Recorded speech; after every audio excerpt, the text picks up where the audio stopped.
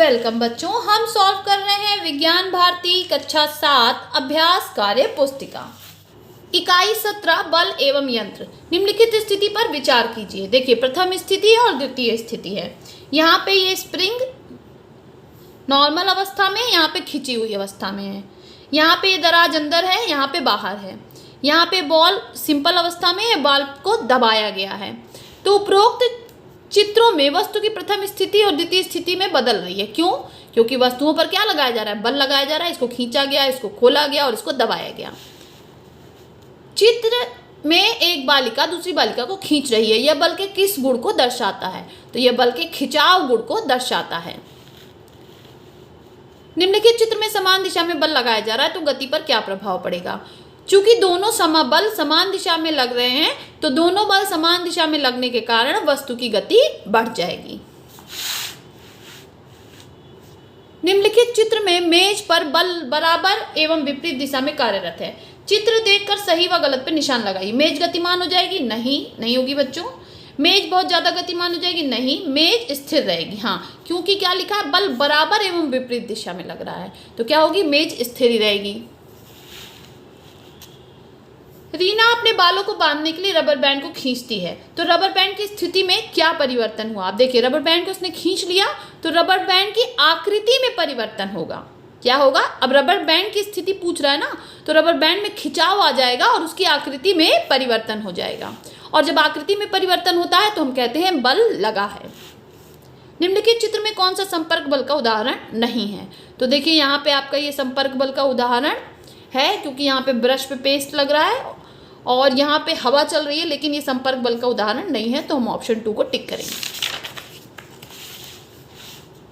Next कह रहा है, निम्नलिखित चित्र में लग रहे बलों को पहचान कर लिखिए। अब देखिए, यहाँ पे कौन सा बल लग रहा है? गुरुत्वीय बल के कारण पेड़ के पत्ते नीचे गिर रहे हैं। ये घर्षण बल है। घर्षण बल कम होने की वजह से केले के छिलके पे फिसल गया। माचिस की तीली भी घर्षण बल की वजह से जलती है।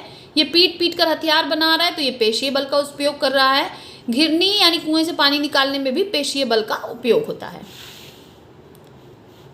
नेक्स्ट, किसी फूले हुए गुब्बारे को अपने सिर पर घिसकर छोटे छोटे कागज के टुकड़ों के पास ले जाइए।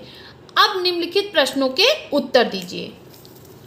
अब बच्चों, मेरे पास गुब्बारा तो नहीं है, हाँ, लेकिन मैं आपको यही एक्सपेरिमेंट कंघी से करके दिखा सकती हूँ। ठीक है, देखिए, सबसे पहले आप ऐसे कागज को तोड़ लीजिए। आप गुब्बारे से भी एक्सपेरिमेंट कर सकते हैं, एकदम इसी तरह होगा। इस तरह आप छोटे छोटे कागज के टुकड़ों को तोड़ लीजिए, एकदम छोटा छोटा। उसके बाद आप एक कंघी लीजिए और इसको अपने बाल पर रब कर लीजिए। अच्छे से करिएगा रब। अब आप देखिए, देखा आपने? चिपक गया ना? ये देखिए, फिर चिपक गया। अब एक बार फिर से करके देखते हैं।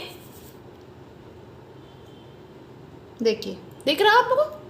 यही सेम एक्सपेरिमेंट आप बैलून के साथ कर सकते हैं बच्चों।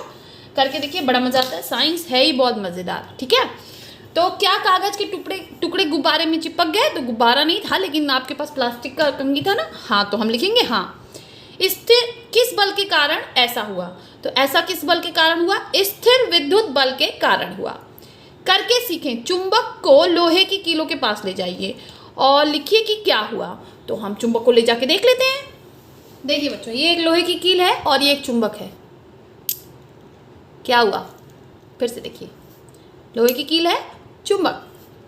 मजा आ रहा है ना? लोहे की कील है, चुंबक। क्या हुआ?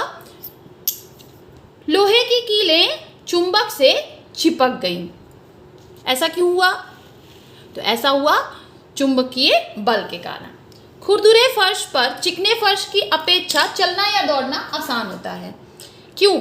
ऐसा क्यों होता है बच्चों? क्योंकि खुरदुरे फर्श पर घर्षण बल अधिक होने के कारण फिसलन कम होती है, इसलिए चलना आसान होता है।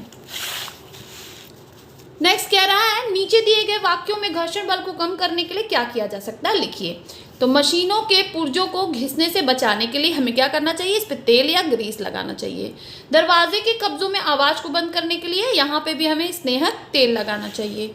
नेक्स्ट पूछ रहा है, निम्नलिखित चित्रों में प्रदर्शित साधनों का प्रयोग दैनिक जीवन में क्यों किया जाता है? तो ये सब मशीनें हैं बच्चों। तो मशीनों का क्या किया जाता है? उपयोग करना सुविधाजनक होता है, कार्य आसान हो जाता है। ये भी बिल्कुल सही है, कार्य में कम समय हो जाता है। तो ये तीनों सही है, तो हम ऑप्शन डी को टिक करेंगे, उपरोक्त सभी।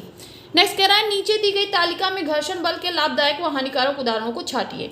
कागज पर लिखना, तो यहाँ पे घर्षण लाभदायक है, वाहनों के पहियों का घिसना हानिकारक है, मशीनों के कलपुर्जे घिसना हानिकारक है, माचिस की तीली का जलना लाभदायक है, जंगलों में आग लगना हानिकारक है, आरी से लकड़ी काटकर विभिन्न आकृतियों का निर्माण करना, तो ये हमारे लिए लाभदायक है बच्चों।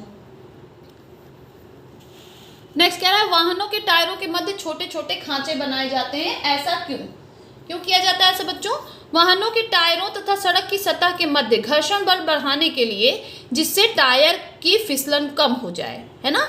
ऐसा क्यों किया जाता है कि उसमें ऐसे ऐसे खांचे बना देते हैं ताकि वो जो है उसकी सतह खुरदुरी हो जाए और संपर्क तल पे घर्षण बढ़ जाए और टायर फिसले नहीं। अगर एकदम चिकना टायर होगा तो क्या होगा, वो फिसल जाएगा और गाड़ी कंट्रोल में नहीं रहेगी। नेक्स्ट कह रहा है दिए गए प्रश्न में प्रथम श्रेणी, द्वितीय श्रेणी, तृतीय श्रेणी के उत्तोलकों में आलंब, आयास व भार की स्थिति को लिखिए। तो प्रथम श्रेणी के उत्तोलक, इसमें क्या होता है, आलंब, आयास यानी बल और भार के मध्य होता है। इसका उदाहरण है कैंची और हैंडपंप। द्वितीय श्रेणी के उत्तोलक में भार, आलंब और आयास के मध्य होता है, जैसे सरौता। तृतीय श्रेणी के उत्तोलक में आयास, भार और आलंब के मध्य होता है, जैसे चिमटा और चाकू। तो निम्नलिखित चित्रों में प्रदर्शित उत्तोलकों को उनके श्रेणी के अनुसार लिखिए। तो देखिए इसमें से हम प्रथम श्रेणी के उत्तोलकों को लिखेंगे, तो वो है प्लायर्स, कैंची, सीसा, झूला, यानी प्लायर्स, कैंची और सीसा, झूला।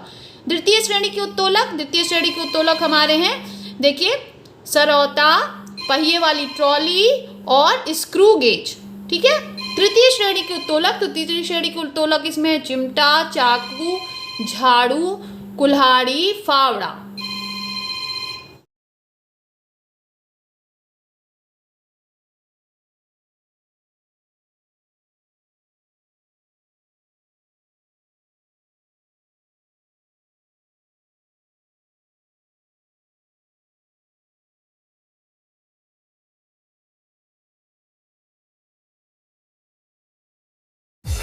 बाय बाय बच्चों, मिलते